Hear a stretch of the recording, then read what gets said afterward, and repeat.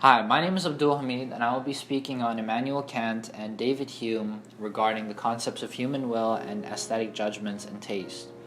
So, to begin, Kant and Hume differed regarding the concept of human will, and the essential difference between the two is in fact their belief about the autonomy of will. Hume believes that reason is a passion slave, in a sense. Morals are vice to passions and produce or prevent actions. A claim was made that even though reason can judge or argue facts and ideas, nothing can really influence one more than the slightest emotion or feeling. This can be said because emotion flows naturally within without reason disrupting. However, Kant sees will as something that is fully independent, which means it does not need any external influences for motivation.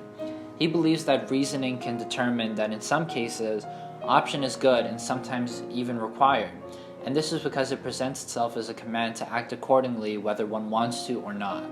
Kant believes that reason could require us to act a certain way, and he shows this by using imperative statements. The imperative rule is that if you wish to achieve something, then one must perform certain actions to achieve that goal.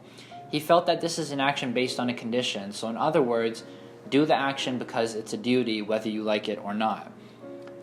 Moving on, I'll be talking about aesthetic judgments. So, according to Hume, judgments of beauty are based on taste rather than reason. In his first essay, Of the Standards of Taste, attempts to confront the question on objectivity of judgments of taste. Hume argues that there are no objective criteria which regulate the correctness on the judgment of taste. However, in later essays on taste, Hume illustrates that every opinion is not equally good, but they all have the same claim on humanity. In his works, he attempts to dismiss any obstacles in order to make proper judgments, and he does this by drawing a clear line between aesthetic appreciation and the judgment of taste. He believes that emotions are personal, thus are not like judgments and cannot be right or wrong. With this belief, Hume is trying to show that sentiments are not reliable in terms of making personal judgments. Hume said that all sentiment is right. Because sentiment has a reference to nothing beyond itself and is always real wherever a man is conscious of it.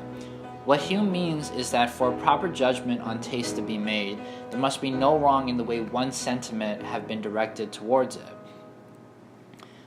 After Hume's death in 1790, Kant polished Hume's belief and thesis and concluded that aesthetic judgments are dissimilar to moral judgments.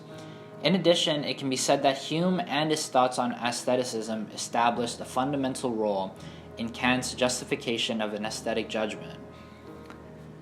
For Kant, an aesthetic judgment should be a judgment which is established on sentiments or feelings which can fail to be quote-unquote pure.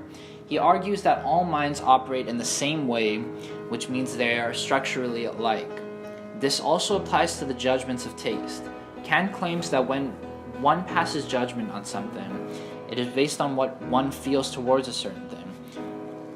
Furthermore, according to Kant, there are four moments regarding the judgments of taste.